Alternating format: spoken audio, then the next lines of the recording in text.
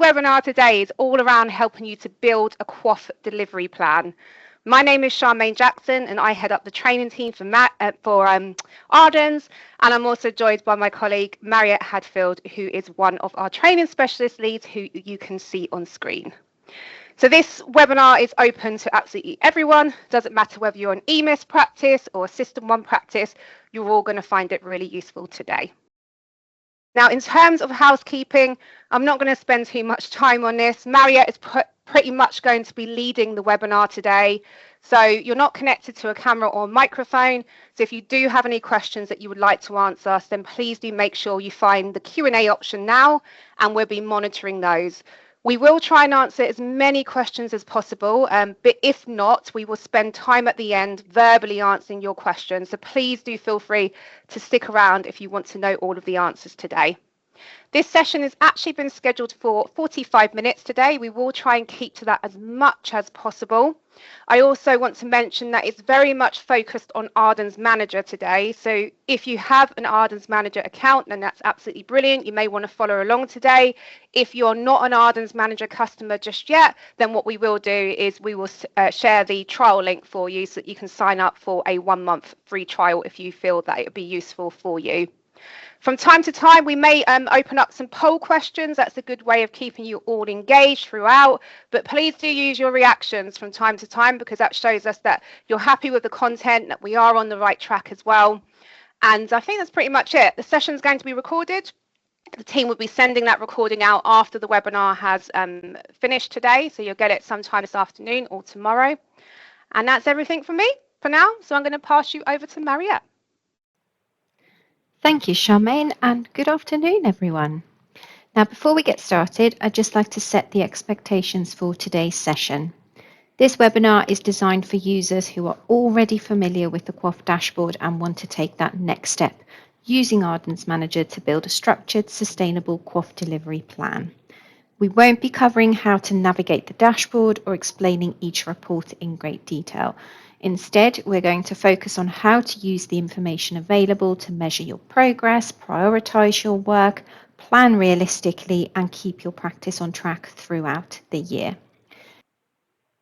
If you're new to the QOF dashboard or would just like a more detailed walkthrough of its features, then I'd recommend attending a QOF dashboard training session, which you can book for your practice. Or you can explore all of our knowledge-based resources first. That will all provide you a great foundation before actually applying the planning approach we're going to cover today. Now we're going to start off with a couple of poll questions. I'm just going to pop a poll up there first of all, just to see who we've got on the webinar with us today. So you should see that one appear on your screen, and if you could just indicate what your role is, that will give us a bit of an idea. So what results have we got from our poll? Let's have a look. So a bit of a mix. So a few practice managers, administrators mostly, even a couple of clinicians and some others. So that's great. Thank you all for joining us on this session today, and hopefully all of you can take something from this. So the next poll question is, it's called a word cloud. And what we want with this one is, in one word, what makes QOF planning difficult for you? So you should see that popping up on the screen. So just enter a word in there. There we go. Time, capacity. Lots of different things here. Non-responders, definitely. Teamwork, rotas, confusion. That's quite a good one. Yeah, quite a few of you are putting non-responders. Patient engagement, late reports. Great, that gives us some really, really useful bits to try and focus on today. So let's dive into the content for today. Now, most practices start the QOF year with the best intentions. Everybody wants to get ahead, maximise their QOF achievement, keep everything organised and avoid that very familiar end of year rush. But as we all know, real life gets in the way. The appointments books fills up, staff are pulled in all different directions, your recalls don't always go to plan, and patients don't always respond when we need them to. And QOF can slowly become one of those jobs that just slips a little bit further down the priority list. Then, before you know it, you look at the dashboard and you think, how on earth did we get this far into the year already? And that's usually when the pressure starts to build. So the workload suddenly feels that much bigger. You've got less time to deliver it, and it can be really difficult to know where to start. So when that happens, it's very easy to feel like you're constantly reacting rather than working to your plan. So the challenge here is that the longer it's left, the fewer options you have. You have less time to spread that workload across the year, less time to contact your patients, and less flexibility if your clinics are already full and patients don't attend. That's why planning early makes that much of a difference. So the approach that we'll cover today can absolutely help you if you're already partway through the year, but the biggest strength is helping you stay ahead before the work and the pressure starts to build up. Starting early gives you a plan to plan that more calmly, make better use of your capacity. You can identify any of the risks sooner and give your practice the best possible chance of achieving your QOF rather than relying on that last minute panic in the final few months. So how do we make it feel more manageable? Rather than thinking of hundreds of indicators or thousands of patients, we're going to break down a process into a simple planning cycle. Measure, prioritize, plan, assign, and then review. It's not designed to be another complicated process or another piece of administration. It's simply just a practical way of turning a very large piece of work into a series of smaller, manageable decisions. We start by measuring where we are now, because it's difficult to build a plan without understanding your current position. Next, we're going to prioritize the work that will have the biggest impact, balancing both the greatest opportunities for QOF achievement and then work that becomes time critical as we leave it too long. We then plan what's realistic and achievable within the capacity that we have. Allocate the work so everybody understands what their role is, and finally review our progress regularly so the plan stays relevant right throughout the year. One of the strengths of this particular approach is that it works wherever you are in the QOF year. If you start later than you'd hoped, it can still help you focus all of your efforts and make the best use of time that's left. But of course, the earlier you start, the more flexibility you're going to have.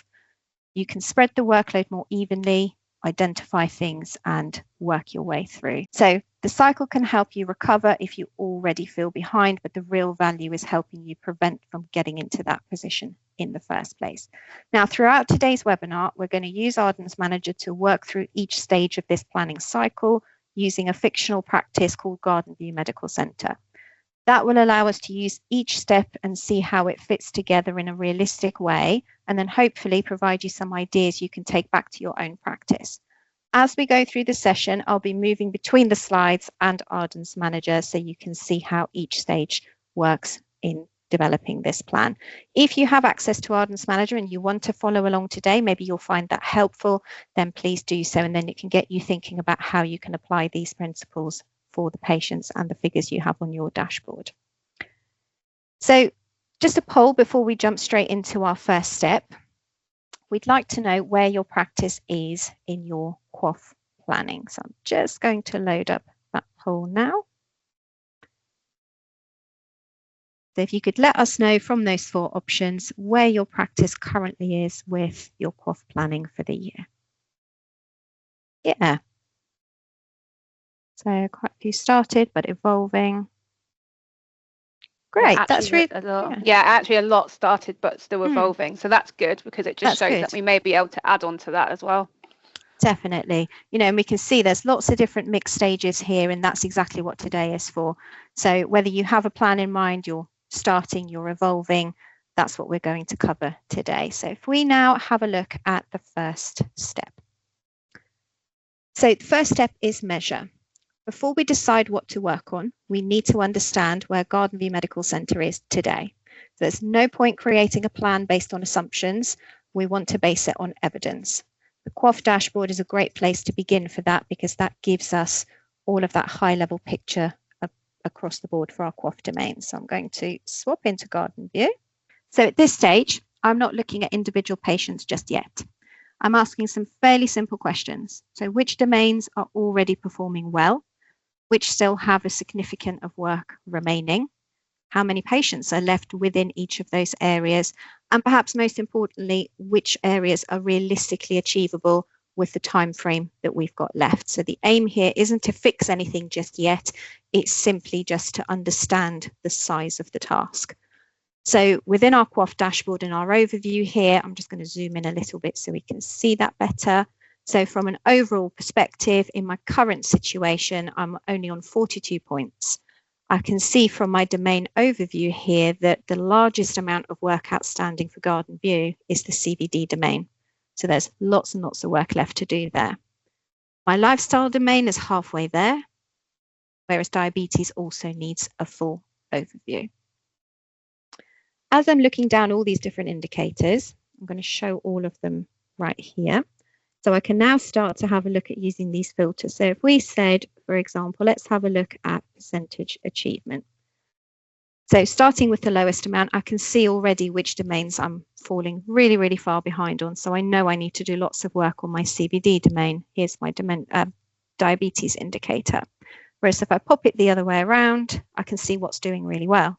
So I know that for my blood pressure, my cervical smears, some of these other indicators, they're already well into the minimum threshold with lots of points already. So quickly, I can get an idea of where I am on here.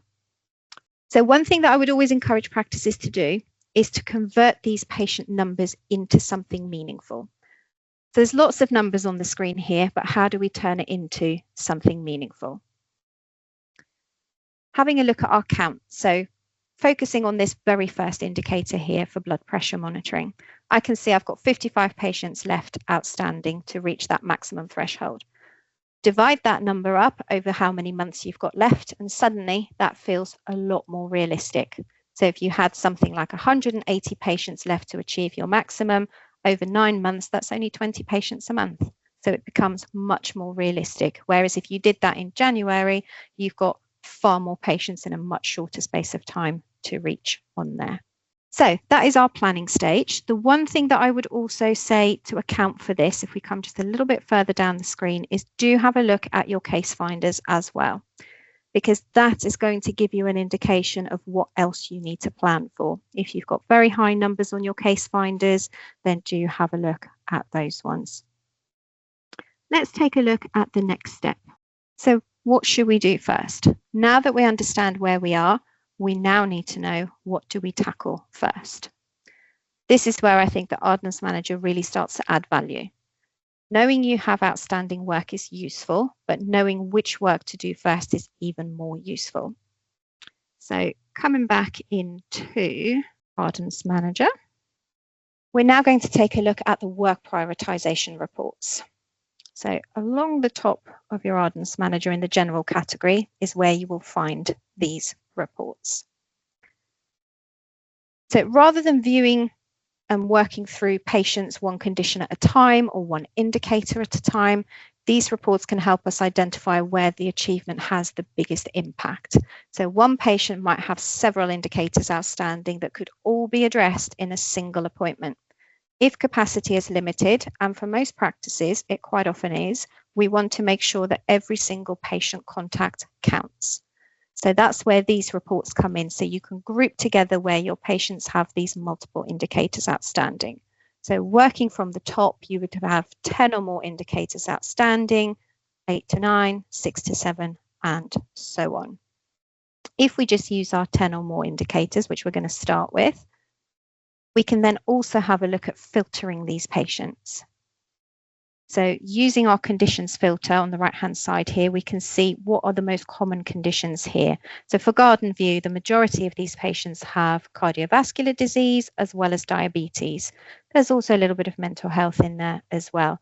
So that can help us to work out whether we need to put in any multi-morbidity clinics. So for any of those, can we have multiple appointments that can take care of all these different domains?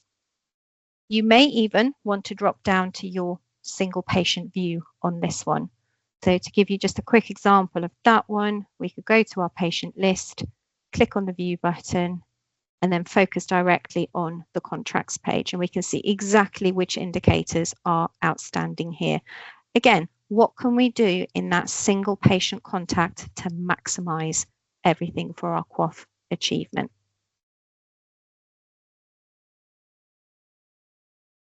The next question, or the next sort of thing to think about, is opportunity versus urgency. So opportunity is asking yourself, where can we achieve the biggest QOF gain from a single appointment? Whereas urgency asks, which opportunities might disappear if we don't act soon? And those aren't always the same patients. So the highest opportunity patient won't always be the most urgent. And likewise, with your most urgent patient, they may only have one indicator outstanding. So your good QOF planning is all around being able to balance both of those alongside whatever your practice priorities are. So we're now going to take a look at the time-sensitive reports.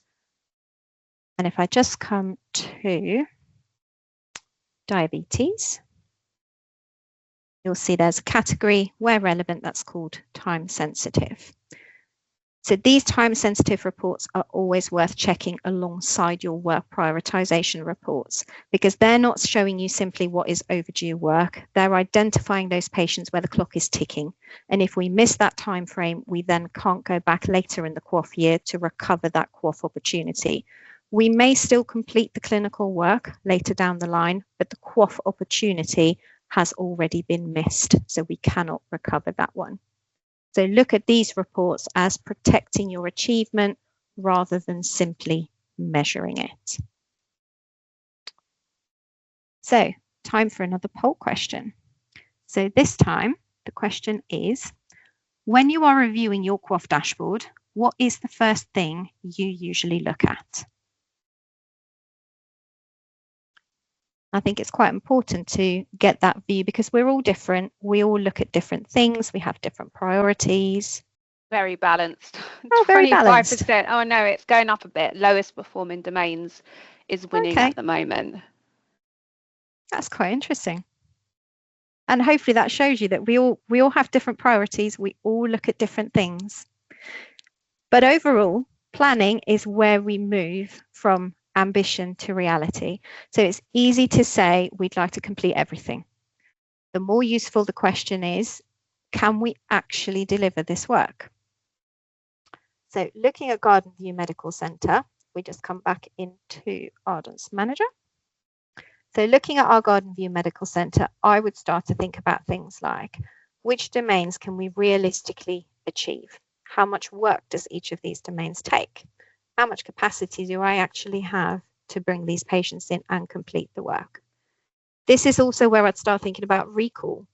Is our current recall process helping us?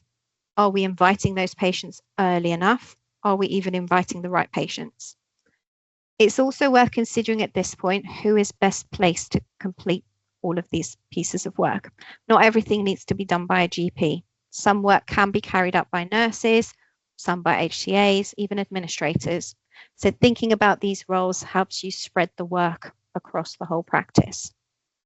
I would much rather see a realistic plan that is consistently delivered than something really ambitious that nobody has the capacity to follow.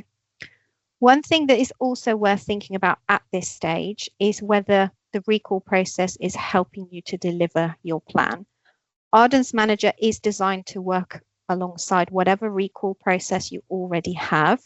But if you're looking for a more structured approach, it is worth knowing that Ardens do also provide a really comprehensive recall system that can help make your QOF a lot more manageable and other long-term conditions throughout the year. Today's session isn't focused on recalls, but it's just something that if you're interested in learning more about, we will point you towards the additional resources at the end of today. But if we take a look at Garden View here. So in terms of helping me to build up my plan, if I come back to my overview, I can see that obviously CVD has a high amount of work needed, so I know I'm going to have to plan for that.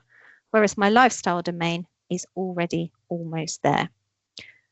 I may also want to take a look at it from a payment perspective, because at this point we know what the figures are, we know where we need to plan and head, but what does it actually mean for us realistically in financial terms? So with your payment tab, I can see here that for the year so far, I've already achieved just under £4,000, and I can see how much is still achievable if I complete all of this work. Now, if that is not realistic to do everything in a QOF year, we can then start to have a look at what is the value of these QOF points. So looking through my domains here, for my blood pressure indicator, I can see I'm pretty much almost there. I've got 55 patients remaining for this domain, and that will get me £80. Now, £80 might not be a lot of money for 55 patients, but it's about the scale of work. So this seems quite an easy achievement for my particular practice because it's only 55 patients. It's something I can delegate to a receptionist maybe, or an administrator to contact these patients and get these blood pressure results from my patients. Equally, the same with smoking status or any of those easy quick wins. Whereas if we look a little bit further down the list, there's lots of other things to consider in my plan. Now, if I was to sort it in my highest value of QOF points, that might be another way to focus on it for Garden View. So for my objective tests for asthma, this seems very achievable for Garden View because there's only 3 patients. I'm quite early on in the QOF year, and those 3 patients can get me £1,300. So that's well worth investing my time in. Whereas if I looked a little bit further down the list for my latest BP indicator here for CD01, if I was doing this in January or February, it might not be worth me investing my time in 105 patients for much less value and return here. So have a little think about all those things. Use the tools on these dashboards to see where you are currently at, what level of work is required, and also what's the financial return on this one. Now, obviously, it goes without saying that from a clinical perspective, we want to achieve QOF completely because it's all about patient care, but sometimes that is just not achievable. And when it comes to your financial impact, it is worth considering the financial element alongside that. When you are planning, also, just to say that if you are doing your case finders, do take that into account, because with your case finders, they are designed to show you patients missing from your registers. So if you are adding patients to your registers, that is going to increase the workload. So make sure that you account for that. Now let's look at the next step. So once we've agreed the plan, we need to make sure that everybody knows what they are responsible for. A plan only becomes usable once somebody owns it. So otherwise, it just remains a list of good intentions. This is where we move from planning into action. Now, popping back in here, what we can do now is we can assign the work to the right members of the team. We can also set some targets and comments where appropriate and make sure that everybody knows what they are responsible for. So you may have noticed on the dashboard here, I've got my picture assigned to many of these different reports. So I know that I'm responsible for these different reports, but also I can see which of my colleagues have assigned responsibilities as well. So from a doing perspective, it gives those users in your practice, those staff members, something to own. And from an overview perspective as a manager, you've then got oversight as to who's responsible for which bit, so you know who to track your progress with. Looking at my cholesterol indicator here that I'm assigned to, I can click on View. As part of my planning process, I can plan how we're going to deliver this particular indicator. So on my trend chart here, I've set myself some targets. So I know where my minimum and my maximum threshold is, which are the black dotted lines, but I've now set myself my own personalized targets, which is the blue dashed line. So I want to be at maximum achievement by the end of February. The great thing here is as time goes on, I can then track my performance along that line to see if I'm on track or I'm not. I can leave some comments in here. So someone's already popped some bits in here for me. Targets are set. Let's aim to be by the max threshold at the end of February. I can then update this as I go along to keep my practice manager informed of how everything is going with this domain. And if we need to make any tweaks, then we can make that. So always worth allocating the work out so everybody knows what they are doing. Now, instead of saying we need to improve diabetes achievement, we're now saying these are the patients that we're going to be contacting this week. So using these dashboards becomes really, really easy. So I'm going to come back to my cholesterol indicator here because I've set my targets. I know what I'm going to do, and I'm now going to start working on this. So your teams can then access their patient lists. They've got all of the names that they need to do on here. They can track whether the patients are done or they're still left to do, and then work their way through that list. Now, no plan stays perfect for a full 12 months. So moving on to our next one here. Before we move into this final planning QOF cycle, I just want to ask you one more question. And this one is, how often does your practice formally review QOF progress? So you're going to see a poll pop up with 4 different options. So if you could let us know, how often do you track your progress? What have we got then so far? Let's have a look. Weekly? Monthly? Okay. Is monthly good, or do you reckon that they should be doing it a bit more than that? I would say probably a bit more than that. Personally speaking, I would say weekly is quite a good one. Okay, fine. Actually, weekly is now winning. So Okay. maybe they heard what you said. And Maybe. but weekly is now winning, which is good because it allows you just, particularly for the time-sensitive reports, it just allows you to keep on track of these things, doesn't it? Yeah, definitely. So, we find that what's most interesting with practices is that practices sometimes spend a lot of time creating a plan, but less time actually reviewing it. Yet it's the review that keeps everything ticking along and makes the whole planning cycle work. A plan shouldn't just be something that's created once and then forgotten about up until January. It should be something that's like a living plan that evolves with your workload, your capacity, and your population changes. And that's exactly what this final step is all about. So the aim with this review step is, it's really not to create the perfect plan, because something like that doesn't really exist. So you don't create this perfect plan in April and then hope it still works by the end of the financial year. The aim is to review that progress regularly, adjust where it's needed, and then keep your practice on track through the year. In fact, if you'd like some extra support with that review process, we have got a dedicated webinar later in the year called Mid-Year Performance Review, which will focus specifically around assessing your progress, identifying what needs you've got and what you're falling behind on, and helping you decide where to focus your efforts during the QOF year. So today's session is about building that plan, and that webinar is about checking in your expected progress. But don't wait until then to check your progress. So we want to keep checking progress regularly, because if something is just a little bit off track, spotting it early can help you adjust where you need to and keep things ticking along, so you're not rushing at the end of the year there. So at the end of each review, I would come back to the dashboard and ask, are we making the progress that is expected? So thinking back to my trend line here, am I still tracking along my trend line? Are my points increasing? Are the monthly targets still realistic? Are there any domains we need to refocus our attentions on? And also recheck those time-sensitive reports, because new patients will continually move into these time-critical windows throughout the year. So you want to make sure that you're not missing those opportunities before you can't recover them. One thing that naturally changes over the course of the QOF year is the balance between your opportunity and urgency. So earlier in the year, you may spend more time focusing on patients where you can achieve the greatest QOF gain, whereas later in the year, there might be fewer opportunities to recover the missed work. So protecting the time-sensitive indicators becomes so much more important. And that's why there is this planning cycle. So it's not just a checklist.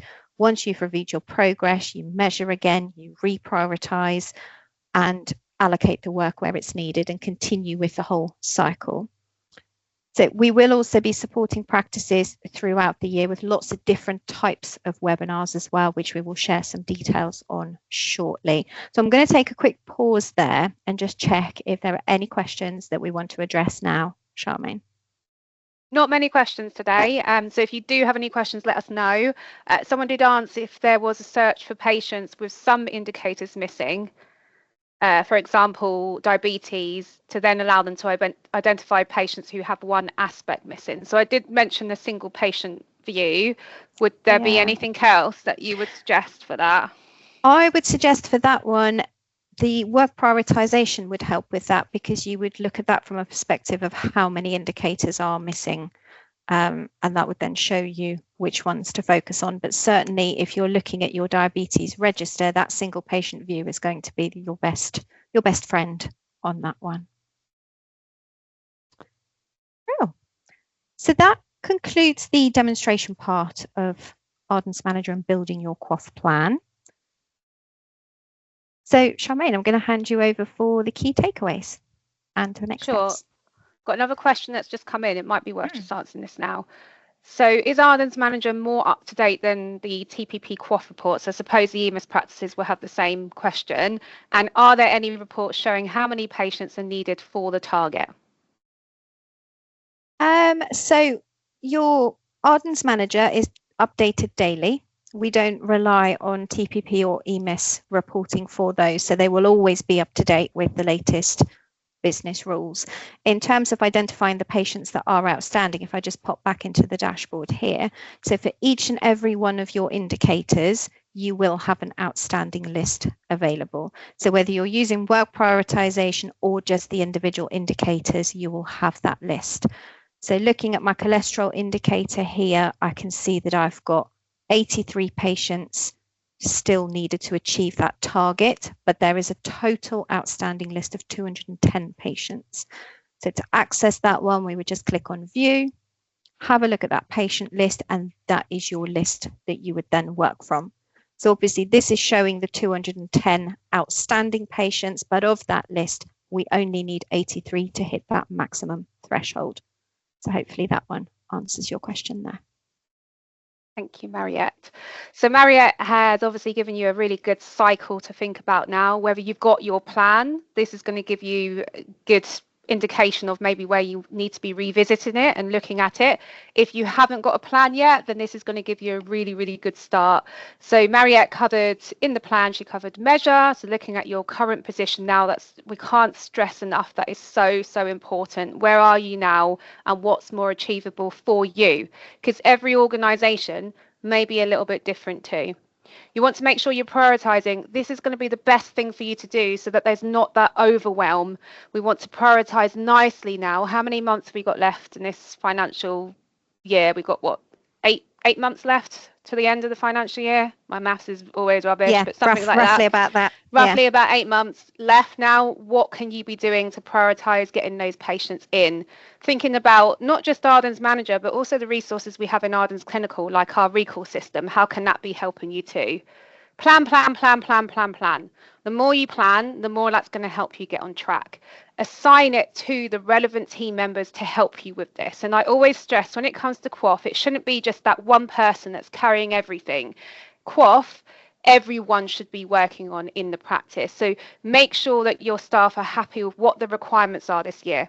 If they've never heard of QOF before and they need training on QOF, then we can help them with that too. So make sure you're tapping in to all of our QOF training that we have available for you. Make sure you sign up for that review meeting or review webinar we're doing. That's the first time we're doing it this year. We want to make sure that we check in with you halfway throughout the year so you can revisit your plan and make sure that you are on track. And just remember, we always stress this, it's an all year round approach. What we want this year is no panic, January, February, March. We want you to be planning this throughout the rest of the years, the rest of the months even that you have left. So next steps. So already mentioned this, training, so important. We have lots of training for QOF this year. Have a look on our new knowledge base site, which I have provided the link for you in the Q&A, but that gives you a link to all of our webinars that are upcoming, and we've put in all of our webinars right until the end of the financial year. You can also access our recordings. Last week we did an introduction to QOF, so we went right back to basics for those that have never heard about QOF before and want to understand the context so they can help you. Then you may want to advance your skills. So we have lots of support articles. We have a lot more webinars coming up. On Thursday, a request from one of our customers was to do a webinar around heart failure. So if you still can't get that around your head, what the different registers are, how you need to tackle that HF009 indicator, come along to the webinar on Thursday and we will be able to support you with that. You can book online. Training and support. All training is free as part of Ardens. You can tap into training as much as you like. You can either join our webinars, you can go onto Ardens Academy and sign up to our online learning courses. You can access our support articles, and you can also book training for your individual practice. If you want us to have a remote session or an in-person session, if you've got a training specialist close by around QOF, then we can do that. Just contact our training bookings team and they can get that booked on. If you have any questions, we've then got our support team and you can contact them at support@ardens.org.uk.